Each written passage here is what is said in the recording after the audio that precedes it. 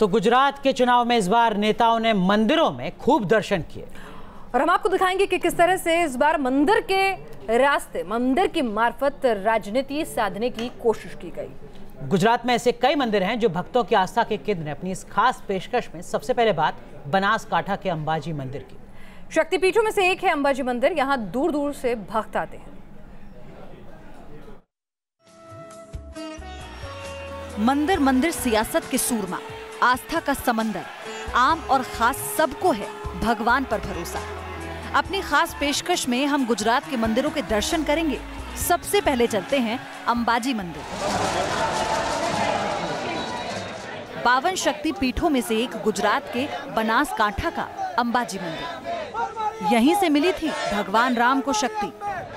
अंबाजी मंदिर गुजरात के प्रसिद्ध मंदिरों में से एक है। दूर दूर से लोग दर्शन करने आते हैं। कहा जाता है कि यहाँ देवी सती का हृदय गिरा था। सबसे खास बात यह है कि सामान्य मंदिरों के विपरीत इस मंदिर के गर्भगृह में देवी की कोई प्रतिमा नहीं है। दरअसल यहाँ देवी की मूर्ति के स्थान पर श्री यंत्र की पूजा होती है। इस यंत्र को भी श्रद्धालु प्रत्यक्ष तौर पर सीधी आंखों से नहीं देख सकते हैं। यहाँ फोटो खींचने पर प्रतिबंध है। यहाँ के पुजारी इस श्री यंत्र का श्रृंगार इतना अद्भुत ढंग से करते हैं कि श्रद्धालुओं को प्रतीत होता है कि मां अंबाजी यहाँ साक्षात विराजमान है। यहाँ पवित्र ज्योति भी जल रही है, जिसके बारे में कहा जाता है कि ये अखंड है और कभी नहीं बुझती। जानकार बताते हैं कि अंबाजी मंदिर के पास ही एक पहाड़ है जिसका नाम गब्बर है। यहाँ भी माँ का प्राचीन मंदिर है। अंबाजी मंदिर गुजरात और राजस्थान की सीमा पर बनासकांठा के दांता में बना हुआ है। इसे 1200 साल पुराना बताया जाता है, जिस पर 358 स्वर्ण कलश सजे हुए हैं। अहमदाबाद से इस मंदिर की दूरी 100 किलोमीटर से ज्यादा है। अंबाजी मंदिर से औसत 3 किलोमीटर दूर गब्बर नाम के पहाड़ पर देवी माँ का पुरातन मंदिर है। यहाँ आज भी एक पत्थर पर माँ के पद चिन्ह और रथ चिन्ह के निशान मिलते हैं। 1975 में इसके जीर्णोद्धार का काम शुरू हुआ था, जो अभी भी चल रहा है। अंबाजी मंदिर के बारे में कहा जाता है कि यहाँ भगवान श्री कृष्ण का मुंडन संस्कार संपन्न हुआ था। वहीं भगवान राम भी शक्ति की उपासना के लिए यहाँ आ चुके हैं। हर साल भाद्रपदी पूर्णिमा के मौके पर यहाँ बड़ी संख्या में श्रद्धालु आते हैं। Team news nation. और बात अहमदाबाद के जगन्नाथ मंदिर की करते हैं। 450 साल पुराना ये मंदिर है। यहाँ की रथ यात्रा मशहूर है।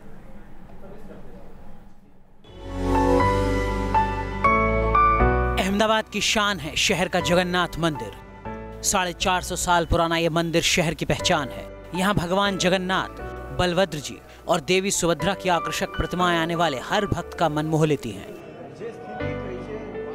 वैसे तो पुरी की जगन्नाथ रथ यात्रा पूरी दुनिया में मशहूर है, लेकिन अहमदाबाद की जगन्नाथ रथ यात्रा की अहमियत भी कम नहीं है। 1878 से यहाँ रथ यात्रा निकाली जा रही है। रथ यात्रा शहर की परंपरा का हिस्सा बन चुकी है। रथ यात्रा के दौरान मंदिर की विशेष रूप से साज सज्जा भी की जाती है। रथ यात्रा में शामिल होने वाले भक्त खुद को भी भाग्यशाली मानते हैं। जय रणछोड़, माखन चोर की गूंज के साथ भगवान जगन्नाथ के दर्शन के लिए यहाँ दूर दूर से आए भक्तों का तांता लगा रहता है। भक्तों का मानना है कि भगवान जगन्नाथ के दर्शन मात्र से ही सारी इच्छाएं पूरी हो जाती हैं। रथ यात्रा करीब 13 किलोमीटर का सफर तय करती है। इस रथ यात्रा का जुलूस ही करीब 2 से 3 किलोमीटर लंबा होता है। सबसे पहले 18 हाथी होते हैं, फिर 101 ट्रक जिन पर भारतीय संस्कृति की झांकियां होती हैं। उनके पीछे बॉडी बिल्डर अपने कर्तव्य से लोगों की तालियां बटोरते हैं। रथ यात्रा की खासियत भजन मंडलियां भी होती हैं। सबसे पीछे भगवान जगन्नाथ, बहन सुभद्रा और बलराम के रथ होते हैं। जगन्नाथ रथ यात्रा तो खास है ही, इसके अलावा सालों भर इस मंदिर में भक्तों का तांता लगा रहता है। रीति रिवाज के परंपरा है कि भगवान के दर्शन करते, भगवान के पूजन अर्चन करते, आरती करते हैं। वहाँ से पुजारी जी प्रसाद स्वागत करते और नीचे आने के बाद गादी परंपरा है। तो गादी परंपरा में महंत श्री जैसे कि उपवस्त्र उपेना का हमारा प्रसाद की जगन्नाथ जी की महिमा है। अहमदाबाद की रथ यात्रा पुरी में होने वाली रथ यात्रा से काफी अलग है। पुरी की रथ यात्रा जहाँ 9 दिन चलती है, वहीं अहमदाबाद की रथ यात्रा सिर्फ 1 ही दिन चलती है। पुरी और कोलकाता की रथ यात्रा के बाद इस रथ यात्रा को तीसरी सबसे अहम रथ यात्रा माना जाता है। Team news nation. और अब बात करते हैं गुजरात की राजधानी गांधीनगर के अक्षरधाम मंदिर की। ये वो स्थान है जहां कला चिर युवा है, संस्कृति असीमित है और मूल्य कालातीत है। ये अक्षरधाम मंदिर की टैगलाइन है। गुजरात की राजधानी में बना स्वामी नारायण मंदिर स्वामी नारायण संप्रदाय में आस्था रखने वाले लोगों में खासा लोकप्रिय है। 23 एकड़ में फैले इस मंदिर में स्वामी नारायण संप्रदाय के संस्थापक संत प्रमुख स्वामी की जीवनी को भव्यता से उकेरा गया है। भगवान स्वामी नारायण को समर्पित इस मंदिर का निर्माण 6000 गुलाबी बलुआ पत्थरों से हुआ है। स्वामी नारायण की मूर्ति इस मंदिर की सैद्धांतिक मूर्ति है। गांधीनगर के अक्षरधाम मंदिर के निर्माण में कहीं भी इस्पात या सीमेंट का इस्तेमाल नहीं हुआ। गुजरात का अक्षरधाम मंदिर 13 साल में बनकर तैयार हुआ। इस मंदिर को 30 अक्टूबर 1992 के दिन खोला गया। दुनिया भर से 4000 से ज्यादा वॉलंटियर्स ने मंदिर निर्माण में श्रमदान किया था। मंदिर 32 मीटर ऊंचा, 73 मीटर लंबा और 39 मीटर चौड़ा है। कई सालों का पुरुषार्थ, स्वामी जी का संकल्प कैसा बनाए, तब प्रमुख स्वामी जी ने कहा कि सीमेंट कंक्रीट की जो कि कंस्ट्रक्शन बनता है उसकी आयु थोड़ी होती, लेकिन हमें गुलाबी नक्काशी वाला पत्थर में से पूरा काम करना है, तो इसको गुलाबी पत्थर से बनाया गया ताकि हजारों सालों तक आने वाले लाखों करोड़ों लोगों को यह मंदिर प्रेरणा देता रहे। भगवान स्वामी नारायण और उनके अनुयायियों की मूर्तियां यहाँ स्थापित हैं। अक्षरधाम मंदिर के बगीचे और फव्वारे बेहद आकर्षक हैं। मंदिर परिसर में 5 एग्जीबिशन हॉल हैं। ऑडियो विजुअल प्रेजेंटेशन की मदद से तमाम धार्मिक कथाओं को दिखाया जाता है। स्वामी नारायण के बारे में 40 मिनट की फिल्म भी दिखाई जाती है।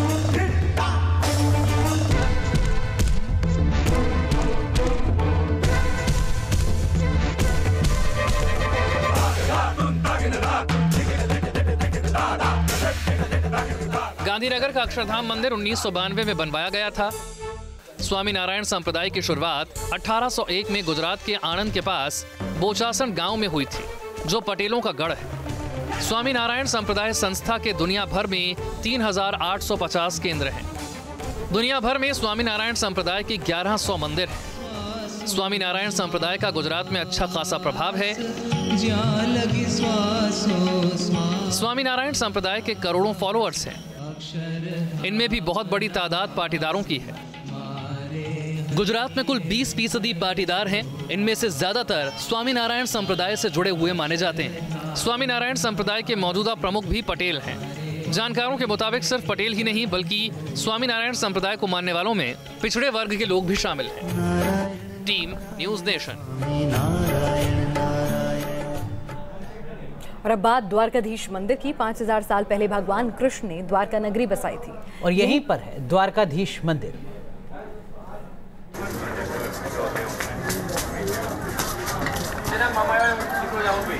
ये वही जगह है जहां भगवान कृष्ण ने 5000 साल पहले द्वारका नगरी बसाई थी। जिस स्थान पर उनका निजी महल हरिगृह था, वहां आज प्रसिद्ध द्वारकाधीश मंदिर है। कृष्ण भक्तों की नजर में ये सबसे अहम तीर्थ स्थल है। 4 धामों में से एक है द्वारका नगरी। सदियों से इस मंदिर की महिमा की चर्चा हो रही है। 4 धामों में से एक द्वारकाधीश श्री कृष्ण की बसाई हुई द्वारका के बारे में जब भी पुराणों में लिखा गया तो वो चमकते हुए सोने से भवन, 8 राजमार्ग, 16 चौराहे और 50 दरवाजों वाली द्वारवती, वो खूबसूरत द्वारका जो समुद्र में भगवान कृष्ण के लोप होने के साथ ही लय कर गई। मान्यता है कि इस स्थान पर मूल मंदिर का निर्माण भगवान कृष्ण के प्रपौत्र ब्रजनाभ ने करवाया था। वक्त के साथ मंदिर का विस्तार और जीर्णोद्धार होता रहा। मंदिर को वर्तमान 16वीं शताब्दी में प्राप्त हुआ था। द्वारका नाम कैसे पड़ा, इसकी कहानी भी दिलचस्प है। भगवान ने द्वारका बसाई और द्वारका, फिर यदुवंशियों को भगवान द्वारका लेके आए तो यदुवंशियों ने कहा द्वार कहाँ, द्वार कहाँ, द्वार कहाँ, इसलिए भगवान इसका नाम द्वारका पड़ गया। यह मंदिर एक परकोटे से घिरा है जिसमें चारों ओर एक द्वार है। इनमें उत्तर दिशा में स्थित मोक्ष द्वार और दक्षिण में स्थित स्वर्ग द्वार प्रमुख हैं। 7 मंजिले मंदिर का शिखर 235 मीटर ऊंचा है। इसकी निर्माण शैली बड़ी आकर्षक है। शिखर पर करीब 84 फीट लंबी बहुरंगी धर्म ध्वजा फहराती रहती है। द्वारकाधीश मंदिर के गर्भगृह में चांदी के सिंहासन पर भगवान कृष्ण की प्रतिमा विराजमान है। द्वारकाधीश मंदिर से लगभग 2 किलोमीटर दूर एकांत में रुक्मणी का मंदिर है। कहते हैं दुर्वासा के शाप के कारण उन्हें एकांत में रहना पड़ा। द्वारका से धीरेन्द्र पुंडीर के साथ टीम न्यूज़ नेशन। और आइए अब आपको दिखाते हैं द्वारका में समुद्र के अंदर कैसे शहर मिला है, और उस शहर को बताया जा रहा है कृष्ण की नगरी द्वारका। साल बीते, युग बीते, द्वापर बीता, कलयुग आया, लेकिन भगवान कृष्ण के रहस्यों को समझने की कोशिश आज भी जारी है। एक रहस्य है भगवान कृष्ण की बसाई नगरी द्वारिका का। आज से 3 दशक पहले तक ये सवाल सिर्फ सवाल थे, लेकिन अचानक इनके जवाब मिलने लगे जब नेशनल इंस्टीट्यूट ऑफ ओशिनोग्राफी के पुरातत्ववेत्ताओं को एक रहस्य नजर आया अरब सागर में। 3 नॉटिकल माइल अंदर समुद्र की सतह पर अब तक पुराणों का हिस्सा रहा एक शहर समुद्र के अंदर नजर आया। देखते ही देखते गुजरात के द्वारिका में दिलचस्पी बढ़ने लगी। 80 के दशक में शहर एक पहेली के रूप में सामने आए जब गोताखोरों ने अरब सागर में डुबकी लगाई। 80 के दशक में इसी समंदर के तट पर गोताखोरों को समंदर के अंदर से कुछ तराशे हुए पत्थर मिलने शुरू हुए। पत्थरों के मिलने का सिलसिला बढ़ने लगा तो वैज्ञानिक भी हैरान हो गए। सवाल है कि आखिर पानी के अंदर पत्थरों को किसने तराशा है या फिर ये बहकर समंदर के अंदर पहुंचे। जबकि इन पत्थरों की कड़ियों को जोड़ते जोड़ते एक लंबी सी दीवार के संकेत मिलने लगे तो हैरानी की कोई सीमा नहीं रही। इस ऐतिहासिक खोज की शुरुआत एक इत्तेफाक भर थी। बात 1982 की है जब पुरातत्व विभाग की टीम समुद्र किनारे बनी एक इमारत गिरा रही थी। तभी वैज्ञानिकों को जमीन के अंदर 9वीं शताब्दी का एक मंदिर दिखा। 30 फीट नीचे भगवान विष्णु का उससे भी पुराना मंदिर दिखा। साथ ही प्राचीन दीवार का एक सिरा भी दिखा जो वैज्ञानिकों की खोज को समुद्र के अंदर ले गई, जहां 4 किलोमीटर के दायरे में दिखा एक शहर। कोई नहीं जानता कि समुद्र में डूबा ये शहर द्वारिका ही है, लेकिन जिस दिन वैज्ञानिक द्वारिका में छुपे सवालों का जवाब ढूंढ पाने में कामयाब हो जाएंगे, उस दिन महाभारत की कथा नए सिरे से लिखी जाएगी। भगवान कृष्ण की लीला नई रोशनी में रची जाएगी। पुराणों और विज्ञान का नया रिश्ता नजर आएगा। और अब बात डाकोर के रणछोड़ जी मंदिर की, जिसकी ख्याति दूर दूर तक है। कहा जाता है कि जरासंध के साथ हुए युद्ध में पीछे हटने के बाद भगवान श्री कृष्ण ने यहीं शरण ली थी।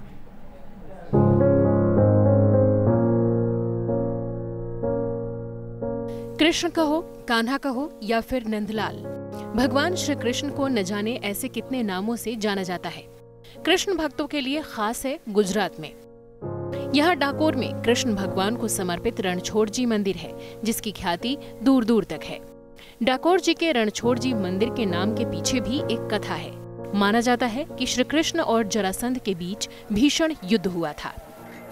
तब श्री कृष्ण लोगों की जान बचाने के लिए युद्ध के मैदान से पीछे हट गए थे। भगवान ने यहीं आकर शरण ली थी। इसी वजह से इस मंदिर का नाम रणछोड़ जी मंदिर पड़ा। भक्तों के लिए रणछोड़ मंदिर का महत्व वैसा ही है जैसा द्वारिका के द्वारिकाधीश मंदिर का। दोनों ही मंदिरों में कृष्ण भगवान की मूर्तियां भी श्याम रंग के पत्थर से ही बनाई गई हैं। श्याम रूप में श्याम सुंदर का रूप बेहद मनोहर लगता है। गोमती नदी के किनारे इस मंदिर का निर्माण सफेद संगमरमर से किया गया है। ऊपरी गुंबद में सोने का आवरण चढ़ाया गया है। ऐसा कहा जाता है कि मंदिर के गुंबद पर दुनिया की सबसे विशाल ध्वजा लहराती है। ये ध्वजा पूरे एक थान कपड़े से बनती है। यहाँ पहुंचकर महसूस होता है जैसे आप कृष्ण की नगरी में आ गए हों। Team news nation.